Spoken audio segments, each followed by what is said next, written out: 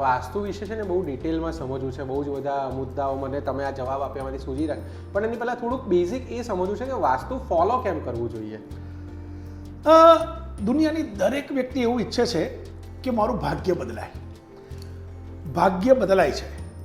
મને પ્રશ્ન ઘણા લોકો પૂછતા હોય છે કે બાપુ અમારું ભાગ્ય બદલવું હોય તો શું? અને દુનિયાના બહુ જ બધા લોકો એવું સમજે છે કે અમારું ભાગ્ય બદલાવવું જોઈએ. એક એક્ઝામ્પલ આપું છું. કોઈ એક વ્યક્તિ જે 2 બેડરૂમના મકાનમાં રહે છે, એ લોકો હંમેશા એવું વિચારે કે મને 3 બેડરૂમનું મકાન હોય, કારણ કે એને 2 બેડરૂમનું મકાન નાનું પડે.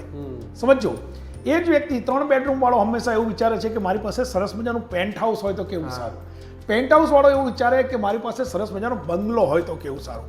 જેની પાસે મારુતિ છે એ મોટી કાર લેવાની વ્યવસ્થા અથવા તો જુગાડ કરવાનો પ્રયત્ન કરે છે કે મારી પાસે સારી ગાડી હોવી જોઈએ. જેની પાસે સ્કૂટર છે, ગાડી લે છે, ગાડી જે છે એની પાસે એ સારા પ્રકારની ગાડી લેવાનો પ્રયત્ન કરે છે. તો દુનિયાની દરેક વ્યક્તિ પોતાનું ભાગ્ય બદલવાનો પ્રયત્ન કરે છે. 100%. તો જે લોકો ભાગ્ય બદલે છે એ લોકો હંમેશા એવું વિચારે છે કે અમારે ભાગ્ય બદલવું છે, પણ બદલવું કેવી રીતે? તો એવી વખતે એ ક્યાંક ને ક્યાંક અમારા એસ્ટ્રોલોજીની જાળમાં ફસાય છે બચારો. હવે ભાગ્ય બદલાય છે 3 રીતે. ભાગ્ય 3 રીતે બદલાય છે. ભાગ્ય બદલાય છે ગ્રહોથી, ભાગ્ય બદલાય છે કર્મથી, અને ભાગ્ય બદલાય છે ભૂમિથી. તો ગ્રહોથી ભાગ્ય બદલવું એ મારા અને તમારા હાથમાં નથી. કર્મથી પણ ભાગ્ય બદલાતું નથી, કારણ કે આ ભવમાં કરેલા કર્મનું ફળ તમને આવતા ભવમાં મળે છે. એટલે તો ગયા ભવમાં તમે જે કર્મ કર્યા છે એ પ્રમાણે તમારું ભાગ્ય બદલાય છે. એનો મતલબ એ નહીં કે આપણે કર્મ નહીં કરવાના. કર્મ સારા કરો, આવતા ભવનું ભાથું બાંધો. પણ ભૂમિ, જગ્યા, જે જગ્યા ઉપર તમે રહો છો એ જગ્યા તમને મેક્સિમમ ભાગ્ય બદલવામાં સપોર્ટ કરે છે. એક એક્ઝામ્પલ આપું. ધીરુભાઈ અંબાણી જે દિવસે જન્મ્યા હતા ને સાહેબ, એ દિવસે ઘણા બધા લોકો જન્મ્યા હતા. ધીરુભાઈ અંબાણી જે દિવસે જન્મ્યા હતા એ દિવસે ઘણા બધા લોકો જન્મ્યા હતા. બધાના ગ્રહો સરખા હતા. ઘણા લોકોના નામ ધીરુભાઈ રાખવામાં આવ્યા હતા. પણ સાહેબ ધીરુભાઈ અંબાણી જ્યાં પહોંચ્યા ત્યાં બીજા ધીરુભાઈ ના પહોંચ્યા, બીજા લોકો ન પહોંચ્યા, કારણ કે ધીરુભાઈ અંબાણી જે ભૂમિ ઉપર મોટા થયા એ ભૂમિ ઉપર બીજા મોટા નહોતા થયા. તો ભૂમિનો બહુ જ એમ સમજો કે આપણા જીવનની અંદર ભૂમિનો એવો એક અગત્યનો ભાગ છે. એ એવો રોલ ભજવે છે કે તમને જીવનમાં હંમેશા ભૂમિથી જ સફળતા મળે છે. અચ્છા, આ ભૂમિથી તમે કહ્યું ને એટલે મને એક વિચાર એવો આવ્યો કે સપોઝ હું રહું છું 11મા માળે, જી, તો મારે તો ભૂમિ સાથે આમ ડિરેક્ટ કોઈ સંપર્ક નથી. ટેનામેન્ટ હોય કે રો હાઉસ હોય તો આપણે જમીન સાથે સીધા સંપર્ક. તો હવે 11મા માળે કઈ રીતે આપણે એને ભૂમિનો બહુ સરસ પ્રશ્ન પૂછ્યો તમે. મેં જે ભૂમિની વાત કરી એટલે એનો મતલબ એ થયો કે ભૂમિની સાથે આપણે સંકળાયેલા છીએ એટલે ભૂમિમાં વાસ્તુ કરવું જરૂરી છે. હવે તમે જ્યારે 11મા માળે રહો છો, મેં હંમેશા મારા વિડીયોમાં લોકોને કીધું છે કે પહેલાં એક એવો જમાનો હતો કે આટલા બધા કે બહુમાળી મકાનો નહોતા બનતા.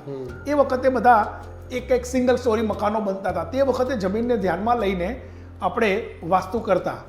પણ હવે જ્યારે પણ તમે કોઈ પણ બિલ્ડિંગમાં રહેવા જાઓ છો તો પહેલી વાત એ યાદ રાખજો કે જે બિલ્ડરે આ ભૂમિ ઉપર બિલ્ડિંગ બનાવી હશે એણે મેક્સિમમ એવો પ્રયત્ન કર્યો હશે કે વાસ્તુને ધ્યાનમાં રાખીને જ તમને મકાનો મળે. પણ એની સાથે સાથે જ્યારે એક જ ભૂમિ ઉપર એક સાથે 10, 12, 15 ફેમિલી રહેતા હોય, એક જ ભૂમિ ઉપર જ્યારે 10, 12, 15 ફેમિલી રહેતા હોય ત્યારે આ યાદ રાખવું જરૂરી છે કે તમારા ઘરનું વાસ્તુ એ રૂમે થવું જોઈએ. અચ્છા, રૂમે એનો મતલબ એ થયો કે તમારી એન્ટ્રી એ જોવાની. એન્ટ્રી થયા પછી માની લો કે તમારો હોલ છે તો હોલ જોવાનો, પછી તમારું કિચન છે તો કિચન જોવાનું. એવી રીતે તમે અલગ રૂમનું વાસ્તુ બેલેન્સ કેવી રીતે કરો છો એનાથી તમારા જીવનમાં શુભ અને લાભ મળે છે. બહુ સરસ વાત કરી તમે. આના વિશે બહુ જ મિસકન્સેપ્શન પ્રવર્તે છે. જેમ કે આપણા જે એક યુઝરે આપણા લાસ્ટ પોડકાસ્ટમાં એક સવાલ કર્યો છે કે મારી પાસે 2 ફ્લેટ છે, એકમાં હું રહું છું, એક મેં ઇન્વેસ્ટમેન્ટ માટે રાખેલો છે. મારા ઘરનું તો હું રહું છું એટલે મેં વાસ્તુ કરાવી દીધું, પણ પેલા ફ્લેટમાં કંઈ નથી કરાવ્યું, તો એની અસર થાય?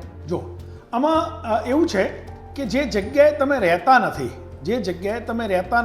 એ જગ્યાની અસર ન થાય. પણ એની સામે એક બીજો સવાલ એ પણ આવે કે બાપુ ઘર મારું નથી, હું તો ભાડે રહું છું, તો એની અસર થાય?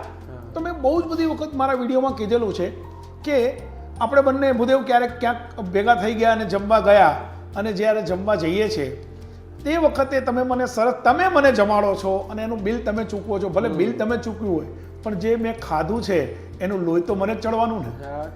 તો જે જગ્યાએ તમે રહો છો એ જગ્યાની જે નેગેટિવ અને પોઝિટિવ એનર્જી છે એની અસર તમને થવાની એટલે ભાડે તો રહેતા હોય ભાડાનું મકાન છે પણ જો વાસ્તુ ઇમ્બેલેન્સ હોય તો એની જે આડ અસર છે અથવા તો એના જે શુભ ફળ છે એ તમને જ મળવાના છે. આપણે ઘણી વખત નથી કહેતા બોસ ભાડાનું મકાન લીધું પણ જેવું એ મકાનમાં રહેવા ગયો મારું પોતાનું મકાન થઈ ગયું. તો એનો મતલબ તો એવો કે એ મકાન તમને ક્યાંક ને ક્યાંક શુભ ફળ આપે છે. તો આ યાદ રાખવું જરૂરી છે કે મકાન તમારું પોતાનું હોય કે મકાન તમે ભાડે રહેતા હોય કે તમારા ભાઈના મકાનમાં રહેતા હોય કે તમારા બહેનના મકાનમાં રહેતા હોય, જે મકાનમાં તમે રહો છો એ મકાનની અંદરથી જે નેગેટિવ અને પોઝિટિવ ઉર્જા આવે છે, જે નેગેટિવ અને પોઝિટિવ એનર્જી આવે છે એ એનર્જી તમને ક્યાંક ને ક્યાંક અસર કરે. શું આપ માનો છો કે મહેનત અને અપેક્ષાના પ્રમાણમાં વધુ ફળ અને સફળતા મળવી જોઈએ? તેમજ નસીબ વધારે સાથ આપે તો?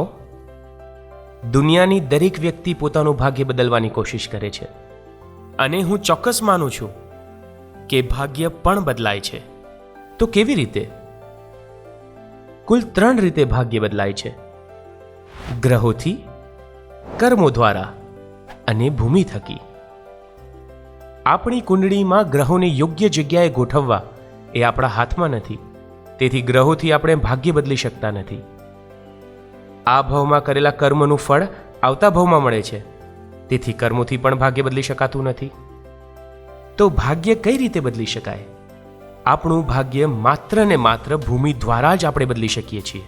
તમે જે જગ્યાએ તમારા પરિવાર સાથે વસવાટ કરો છો, જે ભૂમિ ઉપર વેપાર અને ધંધો કરો છો, તે ભૂમિ જો વાસ્તુની દ્રષ્ટિએ બેલેન્સ હશે તો નિશ્ચિત તમારા જીવનમાં સમૃદ્ધિની લહેર આવશે.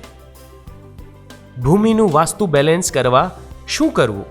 અને આપણી જે ભૂમિ છે તો શું તે વાસ્તુની દ્રષ્ટિએ બેલેન્સ છે?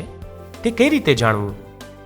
ખૂબ જ લોકપ્રિય અને દુનિયાના લગભગ 54 દેશોમાં વાસ્તુશાસ્ત્ર અને જ્યોતિષ વિદ્યા દ્વારા આપણી સંસ્કૃતિ ફેલાવનાર શ્રી શૈલેન્દ્રસિંહજી વાઘેલા બાપુ દ્વારા લિખિત સરળ ગુજરાતી ભાષામાં આપણા ઘરને વાસ્તુ બેલેન્સ આપણે જાતે કરીએ નામનું પુસ્તક, એમ કહેવાય કે એક ગ્રંથ આપણે વસાવીએ, વાંચીએ અને આપણે જાતે જ આપણા ઘરનું વાસ્તુ બેલેન્સ કરીને આપણા ઘરમાં સુખ, શાંતિ, સંપ અને સમૃદ્ધિ રહે તેવો ચોક્કસ પ્રયત્ન કરીએ.